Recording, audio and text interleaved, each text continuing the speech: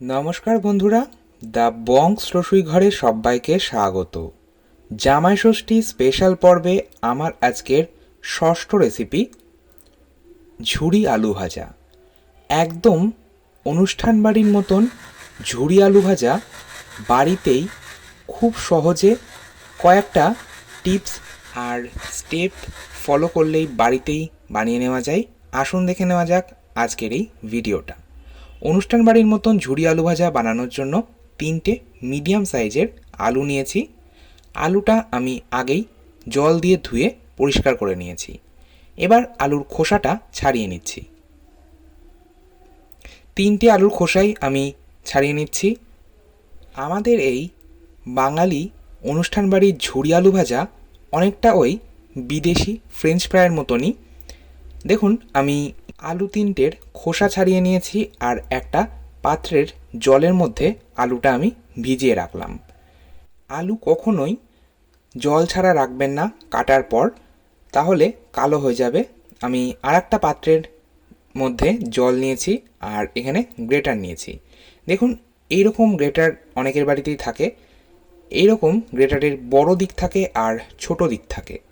আপনারা সবসময় চেষ্টা করবেন এই গ্রেটারের বড় দিক দিয়ে আলুগুলো কেটে নেওয়ার। আলুর লাচ্ছাগুলো এই বড় দিক দিয়ে কিন্তু খুব ভালো তৈরি হয়। আর একটা ছোট্ট টিপস আপনাদের এখানে শেয়ার করব। দেখুন, আমি গ্রেটারের নিচ থেকে ওপরের দিকে কিন্তু টানছি না, আলুগুলো আমি ওপর থেকে নিচে টানছি।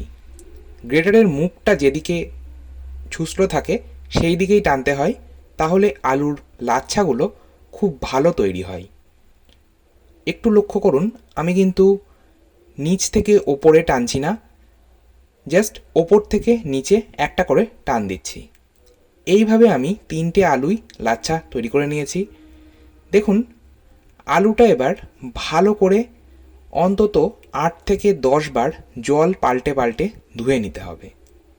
দেখুন, আমি 10 থেকে 12 বার জল পাল্টেছি।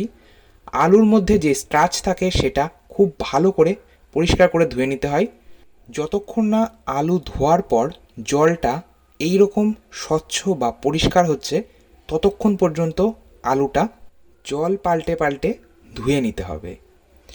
এই চিপস বা ঝুরি আলু ভাজা মুচমুচে হওয়া নির্ভর করে অনেকটা কিন্তু আলুটা পরিষ্কার করে ধুয়ে নেওয়ার ওপরেও। দেখুন, আমি এখানে একটা বরফের চাই দিয়ে দিলাম, আপনারা চাইলে আইস কিউবও দিতে পারেন। এবার আমি এই বরফ মেশানো জলটা এইভাবেই 30 মিনিট রেখে দেবো। আপনারা চাইলে ফ্রিজেও রাখতে পারেন, তবে আমি আর ফ্রিজে রাখছি না। 30 মিনিট পর ফিরে এলাম। দেখুন, আলু খুব ভালো মতন ভিজে গেছে।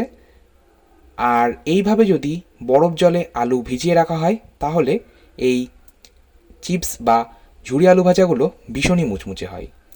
আমি এবার একটা প্ল্যাটারের ওপর এই আলুটা তুলে নেব, তবে তার আগে হাত দিয়ে খুব ভালো করে জল নিংড়ে বার করে নেব।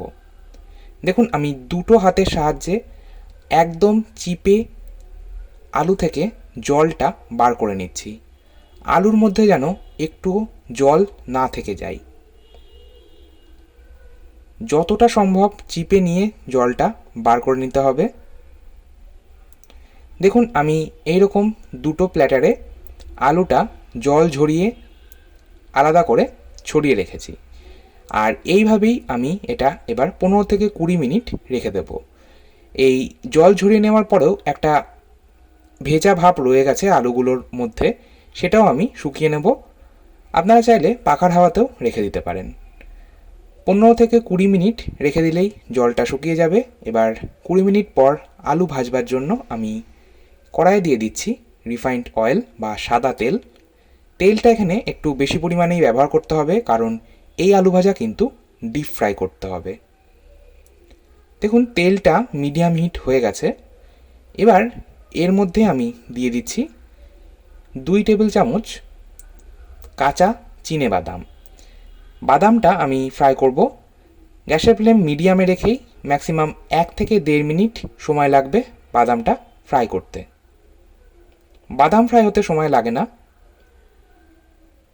ফ্রাই করে নেওয়া বাদামগুলো আমি একটা আলাদা প্ল্যাটারে তুলে নিচ্ছি। এবার এই তেলের মধ্যেই আমি দিয়ে দিচ্ছি 3টে কারি পাতার স্টিক। পাতাগুলো আমি ছাড়াইনি, কারণ পাতাগুলো ছাড়ালে তেল থেকে ছেঁকে তুলতে একটু প্রবলেম হয়। পাতাগুলোও আমি 30 থেকে 40 সেকেন্ড একটু ফ্রাই করে নিলাম, তারপর তেল থেকে ছেঁকে তুলে নিচ্ছি। একই তেলের মধ্যে আমি 2টো শুকনো লঙ্কাও ফ্রাই করে নেব। শুকনো লঙ্কাগুলোও ফ্রাই করে তুলে নিচ্ছি। এবার আলুগুলো ফ্রাই করব। দেখুন তেলটা কিন্তু মিডিয়াম হিট রয়েছে। এবার আমি দিয়ে দিলাম আলু। তবে এখানে কিন্তু একটা কথা মাথায় রাখতে হবে, আলু কখনোই অতিরিক্ত দেবেন না।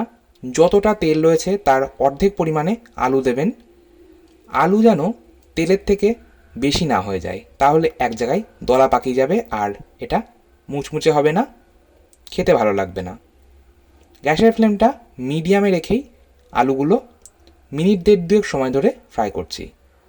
কালারটা হালকা গোল্ডেন হয়ে আসলে তুলে নিচ্ছি। তেল থেকে ছেঁকে আমি এটা একটা কিচেন টিস্যুর ওপর রাখছি, যাতে এক্সট্রা অয়েলটা এই টিস্যুতে সোক হয়ে যায়। এভাবে আমি বাকি আলুগুলো ফ্রাই করব আর অল্প অল্প করে আলু দেব। গ্যাসের ফ্লেম মিডিয়ামে রেখেই ফ্রাই করছি। দেখুন আর উপায় বলে দিচ্ছি, আলুগুলো ফ্রাই হয়ে গেলে দেখবেন তেলের ওপর ভেসে উঠছে। দেখুন সমস্ত আলু আমার ফ্রাই করা হয়ে গেছে। এবার আমি দেখিয়ে দিই কতটা মুচমুচে হয়েছে আর কতটা ঝুরঝুরে হয়েছে। দেখুন আপনারা আওয়াজ শুনেই হয়তো বুঝতে পারছেন এটা কতটা মুচমুচে হয়েছে। সবশেষে আমি এর মধ্যে এবার মিশিয়ে দিচ্ছি আগে থেকেই ভেজে রাখা বাদাম, কারি পাতা আর শুকনো লঙ্কা। আপনারা হয়তো লক্ষ্য করেছেন আমি এখনও পর্যন্ত কিন্তু লবণের ব্যবহার এতে করিনি। আপনারাও লবণের ব্যবহার কিন্তু আগে করবেন না, সব শেষে লবণটা ব্যবহার করতে হবে। আমি এখানে কারি পাতা, বাদাম, শুকনো লঙ্কা সমস্তটা ভালো করে মিশিয়ে নিলাম। এবার আমি স্টোর করার প্রসেসটা দেখিয়ে দিচ্ছি।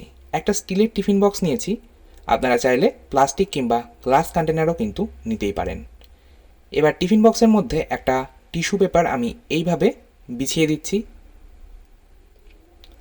এরপর আপনারা যতটা পরিমাণ আলু ভাজা স্টোর করতে চান আপনারা তুলে নেবেন। আমি আমার পরিমাণ মতো তুলে নিচ্ছি। এইভাবে আলু ভাজা 1 থেকে 1.5 মাস পর্যন্ত আপনারা কোনো এয়ারটাইট কন্টেনারে স্টোর করে রাখতে পারেন। আর অবশ্যই কোনো রকম লবণ বা মশলার ব্যবহার কিন্তু এতে করবেন না। লবণ বা মশলা যদি মাখিয়ে নেওয়া হয় তাহলে এই আলু ভাজা স্টোর করা যাবে না। সবশেষে ওপর থেকে আরও একটা টিস্যু পেপার দিয়ে আমি মুখটা ভালো করে এয়ারটাইট করে বন্ধ করে দিলাম।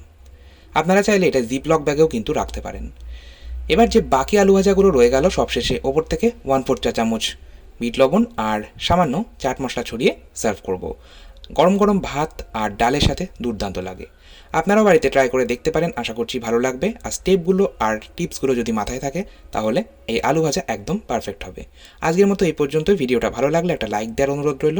আর আমার ভিডিও সবার আগে আপনার কাছে পৌঁছতে চ্যানেলটা সাবস্ক্রাইব করে পাশে থাকা বেল আইকনটা প্রেস করে দিন।